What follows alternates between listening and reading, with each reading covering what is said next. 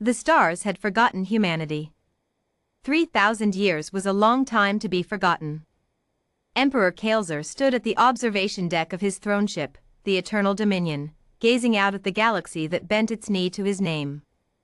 2,000 star systems. 400 subjugated species.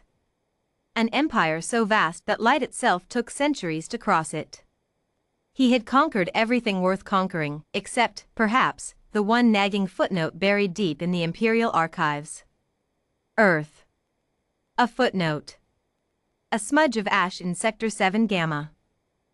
A dead rock that his ancestors had sterilized 3 millennia ago when the primitive ape creatures who lived there had made the catastrophic mistake of broadcasting a defiant signal into the stars. We are here. We are coming. And we are not afraid. What a joke. Kael'zar's ancestors had answered that signal with a fleet of 10,000 ships and orbital bombardment that turned Earth's oceans to steam and its mountains to glass. The humans, clever little apes, had managed to escape a handful of colony ships before the final strike.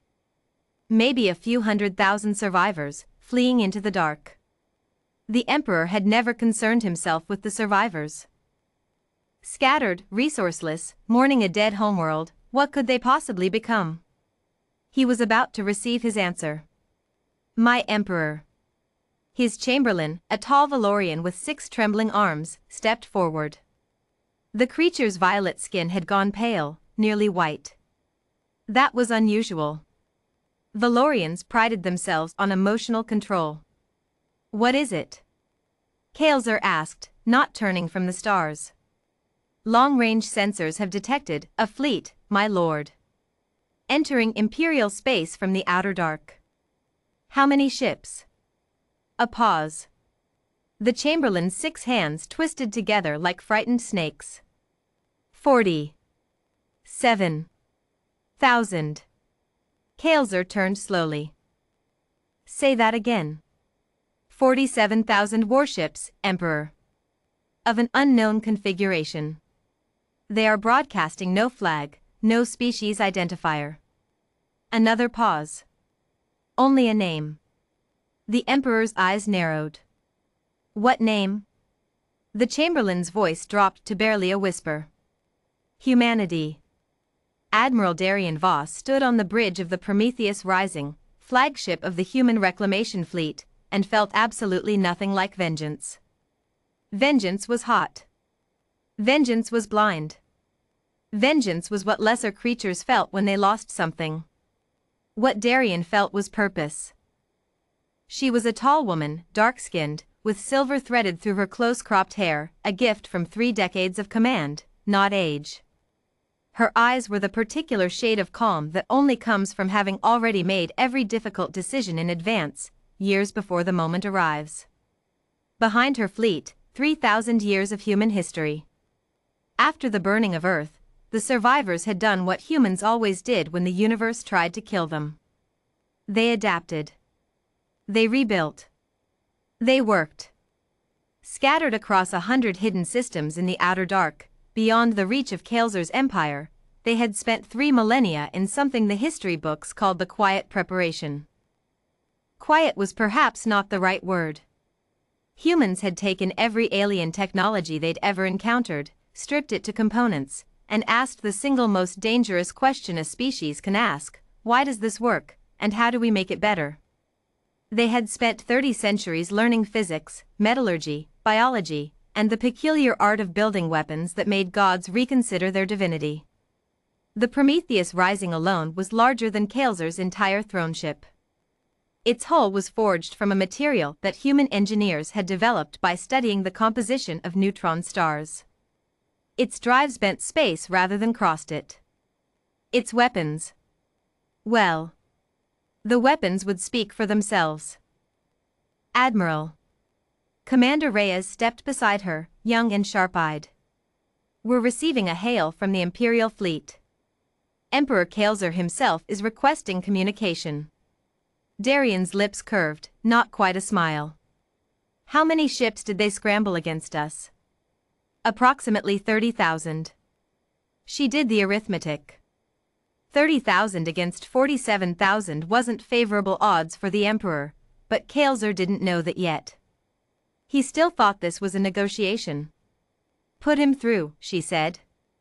"Let's be polite."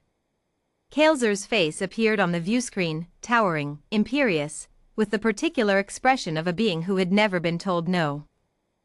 He had 4 eyes, like most of his species, and all 4 of them were radiating carefully controlled fury.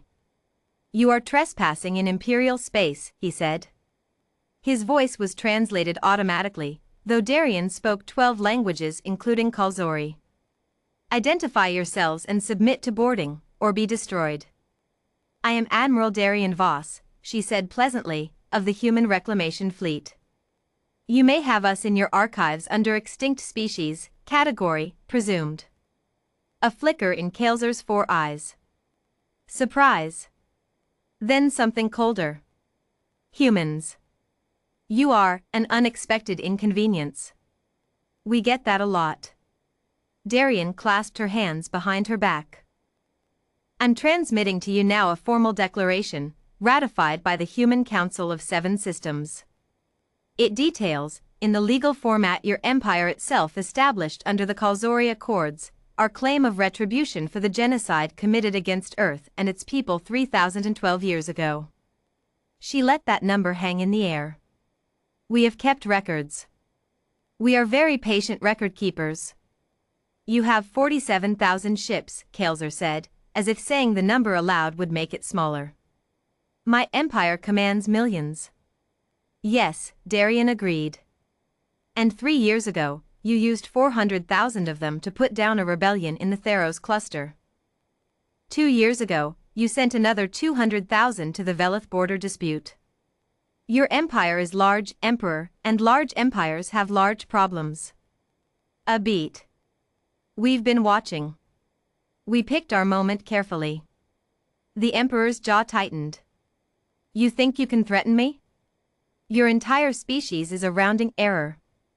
You are insects who survived by hiding in the dark." "We survived," Darien said, her voice dropping to something very quiet, "by becoming the dark." She nodded to Commander Reyes. The Prometheus Rising fired a single shot, 1 pulse from its primary array, calibrated to minimum yield.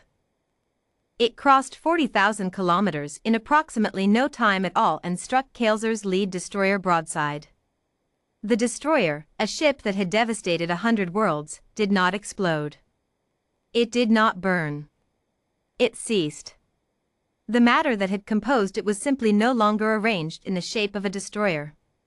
It was arranged, instead, in the shape of a rapidly expanding cloud of superheated elementary particles. The silence on Kael'zar's bridge was absolute. "I am not here to destroy your empire," Darien continued, as if she had not just casually unmade a warship. "I am here for 3 things, Emperor. You will recognize these 3 things as the traditional demands of retribution under your own legal code." She smiled this time, fully, genuinely. "We studied your laws. We know them better than your own scholars." Kael'zar said nothing. His 4 eyes were very still. "First, formal acknowledgement of the genocide of Earth. To be broadcast on all Imperial frequencies, in every language of the Empire, within 48 hours. She raised a finger. "Second, the planet designated Sector 7 Gamma, primary body, what you call a dead rock, and what we call home, is to be returned to human sovereignty in perpetuity. We intend to rebuild it." Another finger. "Third, reparations, the sum of which is detailed in the declaration I've transmitted. Payable in raw materials, technology transfers, and the release of 17 species currently held in imperial slavery." She lowered her hand. "Refuse any of these, and we will not destroy your empire, Emperor. We will do something far worse." Her voice was almost gentle. "We will embarrass it. We will break 30,000 of your ships, broadcast the battle on every frequency your empire uses, and then we will leave, and every species you've ever conquered will know that humans came to your door with 47,000 ships, stated 3 demands, and left with all 3. The ones who've been waiting for a reason to revolt will have one. The calculation behind Kael'zer's 4 eyes was almost visible. Power, Darien knew, was not about the ability to destroy. Power was about the story other people told about you after you left the room. Humans had spent 3,000 years learning that lesson. You have 12 hours to respond, she said. We are, as I mentioned, very patient. She cut the feed. Commander Reyes let out a slow breath beside her. You think he'll accept?